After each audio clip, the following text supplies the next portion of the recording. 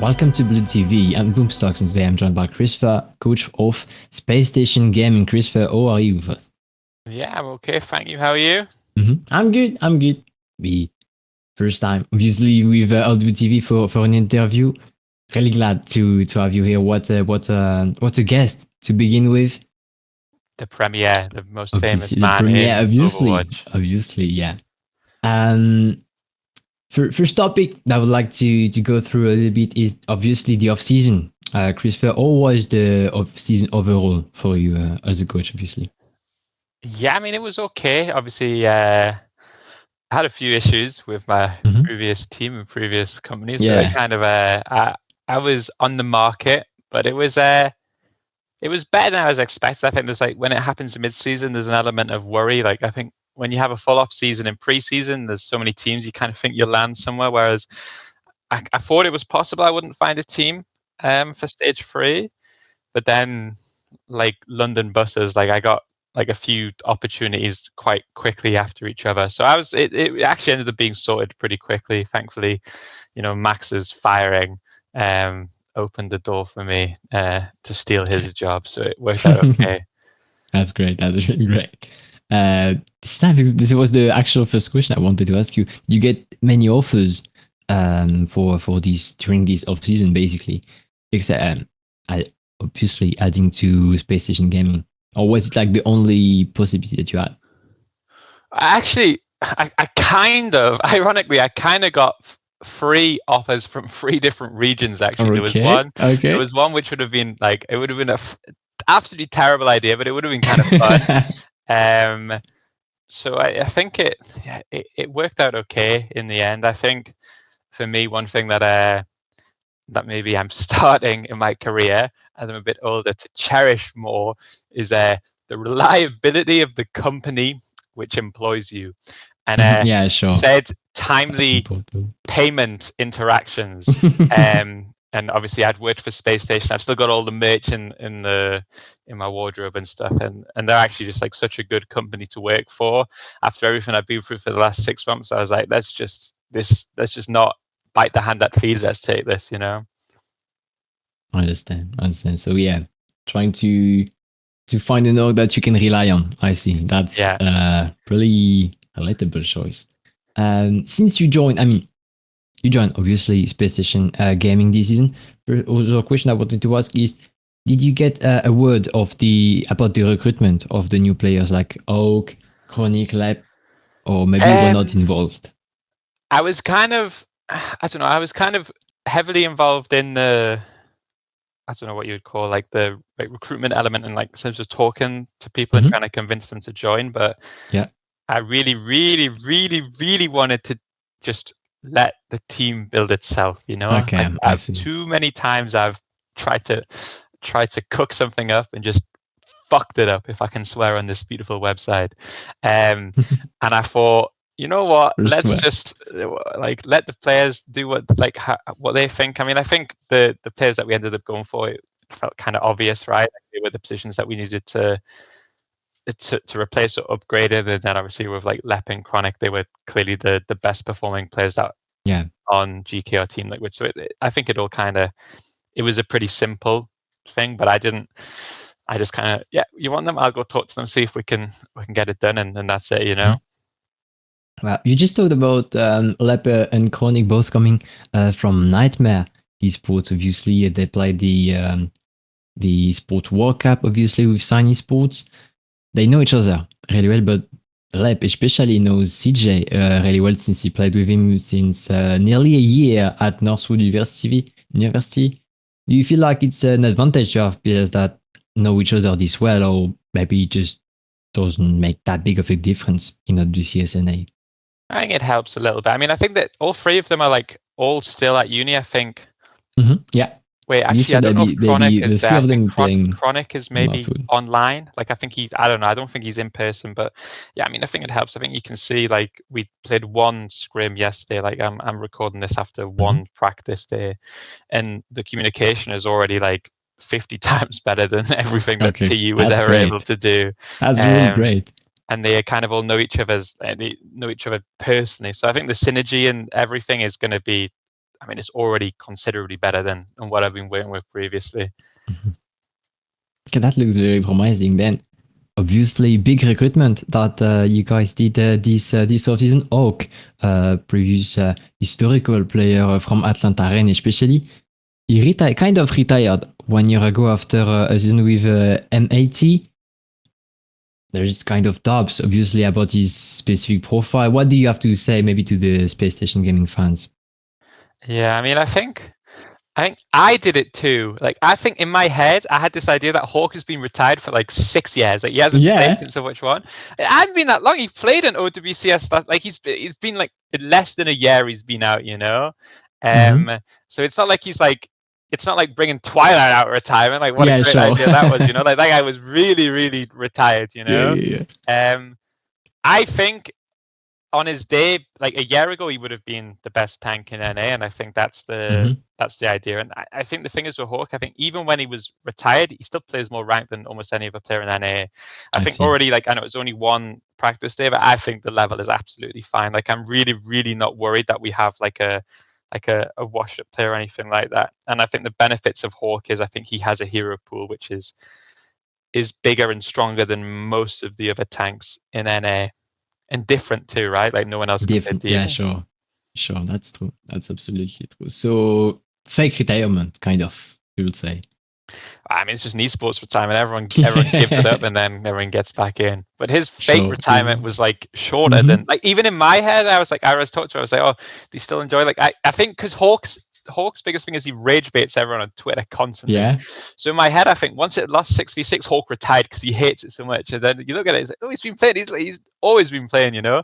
Like, he said to me, he's like, "What you talk?" Like, I was asking him these questions when we were talking. He's like, "What are you talking about, mate? Like, I've been playing. Like, it's not like I haven't been gone for that long." Okay, I see. I mean, well, that's really good. That's really exciting actually for this season. Also, maybe a little off-season issue kind of that you guys faced. Obviously, I'm going to talk about Cartifan. That there was some issues. Maybe I would like to let you talk more about it yourself. Yeah, I mean, the issue is pretty simple. We just didn't really read the rules. We felt like he was probably likely to be like a sub that you could maybe break out in certain situations, because I think that type of sub is really useful where he's really elite at like one or two heroes that the Hawk doesn't play. But obviously he was never going to be the starter, or at least unless ball became like hyper emergency substitute kind of. We were under the impression that all we needed to do was retain 3 players, but it turns out you need to retain 3 players and you can't sign more than 3 players. So the only good thing, like the main good thing, is he's still able to play and face it and stuff. Like, I was kind of worried that our inability to read knocked him out of the ability to compete at all, which would have been, but I think that would have been a shame for sure. Yeah, but it's okay. So he just didn't really do it. I mean, happens, I guess. Well, that's all for the off-season. Little questions now. Obviously, we're talking about the main subject of all this interview, which is the stage 3 of this OWCS NA season. First thing, obviously really important, will the team be remote? You told us a bit about the Northwood University players. Yeah, like so it'll be remote. I think there is an option to do like a boot camp or something later in the year, depending on if it's viable, if we need it. I think so. Lep and CJ are together in the uni college, as these Americans like to call it, facility. Chronic is either there or he's either there or he's not. It's definitely one of those two. Like, there's no third option. And then I think Sugar Free and Hawk are from home. So I think it will be remote with the possibility to do together if it feels like it's required. Nice. That'd be very nice. So is it, according to you, is it an issue that the fact that the team is remote or not big of a deal? I mean, it's better if we're together, but it comes with its own things, you know. Like, I'll never do a team house again because I'm bloody almost 30 now and I'm married and stuff. So I'm trying to spend this. That's why I'm dodging all the lands by tactically destroying my team. Is like, I'm trying to travel as little as possible. That's really smart. That's really clever of you. And I think some players are in the same boat, you know. Like, I think all the players, like, it's not like the CJ and Lep could do a team house because they're studying and stuff like that. So I think it's just the way of the future. I think a few teams will do a team house, but it's just going to be remote for 90% of it. Okay, sure. That's pretty interesting. Also, obviously, you told us earlier that you've been able to add your first scrim with that five players yesterday. Maybe you have some insights to give us, or want to keep it private. Yeah, I mean, I think it went okay. Like, I think one challenge that we will have within reason is that we're competing against two teams which are unchanged and have effectively been more or less the same, minus one player the entire last 6 months. So there will be like an existing system and an existing synergy that exists on those teams, which we're going to have to build. Like SSE kicked the vast majority of his roster, so I think we will probably end up starting slower than those teams. Yeah, sure. I think seems pretty reasonable. But I'd say for day one, I don't think we're a million miles away from those teams already. And I think a lot of the question marks that everybody, or including me, had about the roster, I think like specifically like the stuff like Hawk and has Chronic still got it. You can kind of see on day one that this roster's level, it will and hopefully can and hopefully will compete with these teams. Sure. I mean, yeah, it takes time. It takes time to build a great project, and obviously it won't work out for the first scrim. Maybe you had some first impressions with working the players, like the way you coach them, you way to interact with them, the way they interact with each other. Do you have some exciting news? I mean, I don't know. One of the biggest problems I have right now is when they scrim, I can't tell who's speaking because they all just sound American and they're all the exact same. So they all sound identical to me. So I'm struggling with the comms a little bit. But that will literally be fixed this time tomorrow. So it just takes a day. I don't know. I think I'm actually like I came away from yesterday actually very, very optimistic. I think we have a good balance of communication. I think it's I think NA comms in general actually these days tend to be way more chill than EU. Like obviously I did a little bit of help with TM, and their comms are like that's loud and it's proud. Like they And NA, listen, when you hear like GKs in the listenings, they're very relaxed. And the way that we were coming yesterday, I was like, okay, it's different to EU. Like it is very much more, don't need to scream everything, don't need to say everything once. But I think we have a team where everybody speaks. We're going to need to figure out some like communication, like leadership stuff, but it's like day one. So everything is super solvable. I think we have a good mix. I think one thing I do like about Left specifically in the Nightmare guys is I think they do have that passion. Like I can feel it. Yeah. Like they want to talk about the game and they want to review the game, which is obviously something that is really good to see, and I think it's needed. So I don't know. I suppose I always am at the start of the season, but I think it's very refreshing to listen to this team compared to how the last year of our lives been, and I'm actually very optimistic that this team is better than people might initially think. Okay, that's really, really good news. I'm glad, ChrisTFer. You talked to us about the way that they communicate with each other, obviously. Does that mean that you need to adapt your way of coaching that you had with London Spitfire or Team Ultimate? Yeah, well, hopefully it'll be less confusing than coaching Ultimates. Yeah, I mean, I think so. I think one thing that even when I coached TU, I think one thing that a mistake I made in the last 6 months was I perhaps took for granted how much of a system we'd built up with London and SSG EU, where we were really just like, we had like a well-oiled machine. So I could just make my videos in the morning and I could rely on everybody to watch it. And they knew how to watch the videos and how to implement it. And we had this existing system, whereas I need to start to implement my system maybe a little bit more from the ground up. So my feeling is for the first few weeks, I'm not going to do my video style coaching. I'm going to coach everything together and we're going to discuss things.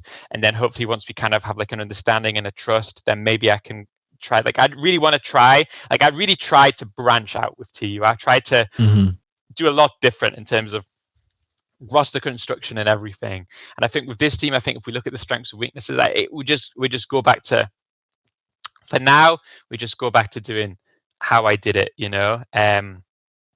And and we can accept that 6 months it's okay to try something and ethically fail, and then hope that we just kind of do how I do, coach my way, coach my comps, coach my system, and then so I just need to try and build the SSG into like the system that we built in SSG EU. Okay. Yeah, I see. So SSG will stay SSG kind of in some way. I will have to adapt because I think like the way that they play. Like I think one thing that's really apparent to me is Chronic's style of hit scan is very different to both Kai's and Spark. As like he is very much like a new generation hit scan. He's way more aggressive, and we're going to have to learn to play around him and to, which is so a lot of the specifics will be different because fundamentally this is like sugar free and backbone are about as opposite as flex DPS as you're going to get, when you're building comps and stuff like that. So a lot of it will be different, but the coaching system, the coaching structure, I'm just going to do it the way that I've almost always done it. Okay. That's good to know. With all that you said, ChrisTFer, why would you say that the fans can put their expectation on for this stage? Yeah, I don't know. I think I said it to the team, like I don't want us to be a team that just wants to qualify for LAN, like because I think NA is there for the taking. Like I think the level of the top 2 NA teams is good, but I think we can win it. I think it's easier maybe to build a new team and win in NA than it would be in EU. And I think for us, I think we're there. So I really think that come halfway through the season, I'm hoping that you're going to see an SSG that looks more flexible than the one that we saw the last 6 months, and looks like they have a stronger chance to win the whole thing. That's good news. That's really good news for the Van ChrisTFer. Thank you so much. Also, obviously, first weekend, maybe you already saw it, but you'll be facing Sakura and NTMR. How do you feel, maybe especially about the NTMR matchup with Chronic and Lab, obviously coming from this team? Yeah, I mean, I think they will be the biggest competition in terms of like qualifying to LAN, and I think there will be an element of like there's a lot of friendship on both teams, a lot of maybe rivalry on both teams. Yeah, sure. Obviously, like Sika went the other way too. So I'm kind of excited for it to be like a proper old school rivalry. I like that type of thing. I think on SSGE we had one with events where it was like it became quite toxic, the rivalry. I don't think this one will be anything like that. I think it's nice to play them early because at least they're also in a similar situation where they've got a lot of rebuilding to do. I think both SSG and NTMR, like if we end up playing at playoffs at the end of the year, you'll probably see better teams than you see in week 1. I'm kind of glad like if we had like a Team Liquid week 1, I think that would actually be pretty tricky because they just need to re-download what they've been doing. I think that's good for NA that there's a rivalry. I think it's good that there's like 4 teams that can qualify for 3 positions. I think that makes it more fun, more exciting, more fun to watch. Yeah, sure. And yeah, I think hopefully it'll be. I'm not going to do like Unter and say it's going to be a 3-0 because that always backfired against NTMR. They have just too much plot armor. So hopefully it'll be a good game. Okay. Well, thank you. Yeah, obviously some rivalry. That's what we can remember from that. Maybe something to say about the Sakura matchup. Don't know. I just saw that they got Natsuki from EMEA. Maybe something to say about this recruitment specifically. Yeah, I mean, I don't know. I don't know. Like at the risk of being disrespectful, I feel like most people will probably assume that NA is kind of split into like the top 4 and the bottom 4. And I think even last year, I don't know if any of the bottom 4 took games off the top 4. I don't know. I could be wrong, but I'm fairly confident that I don't know, maybe NTMR. I'm actually fairly sure that's true, that because SSG beat, but either way, like so I don't think we're necessarily looking past them, but I think realistically, if we're honest, like our goals as a team has to be to compete with those 3 teams that finished top 3 last season, as opposed to looking too much below us. Understand. Well, so yeah, big difference between the top 4 and the top 4-8. I see. Thank you for making it more clear for everyone. Maybe you have to end this interview, obviously, a little message for the Spacestation Gaming fans upon your return. Yeah, I mean, listen, we'll. I don't know. I think I hope you know what you're going to get. I think hopefully you see a a less meta reliant team than the one previous, and hopefully, you know, it's going to be much better coached. That's much I can tell you that for certain. So I think keep buying your skins. The icon, the SSG icon, that looks really, really good in game. I've been looking at it recently, so I would recommend buying that one as soon as possible. Yeah, I agree. This skin especially is my favorite. I'm not gonna lie. Well, thank you so much, ChrisTFer, for this little interview. It was Boomstocks and ChrisTFer, obviously, for OWTV. Goodbye, everyone.